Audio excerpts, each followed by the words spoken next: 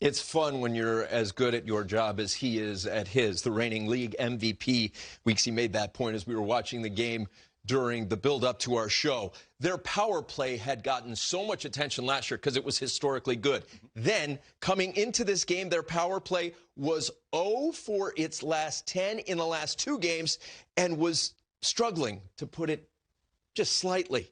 How about the way that they were able to cash in, him specifically, on the man advantage? Yeah, I spoke to a few people in their group, and they mentioned the fact that's not dissimilar to what you hear from other coaches and other players around the league, in the fact that with a truncated training camp and no preseason, it's been difficult to be able to work through some of the wrinkles, especially on special teams, and the power play, as you know, being one of them, particularly with the feel, the touches, the movement, the motion, with the puck and without.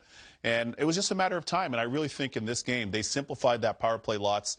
They were a lot more decisive, and it paid dividends. Yeah, and whenever a power play is struggling, you get back to the basics, get pucks to the center of the ice, get shots through, get bodies around. We saw a little bit more of that, but more than anything, I went back and watched a bunch of their power plays this year, and Tyson Barrie, I think, is a much better power play player than, say, Clefbaum was last year, and yet they had historic numbers. But there's a difference between the two. Clefbaum is a little bit more of a defer player. He's just making very simple plays.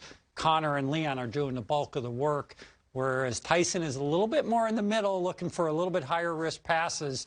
Once they iron that out, I have no doubt this power play will take off. One other thing to unpack.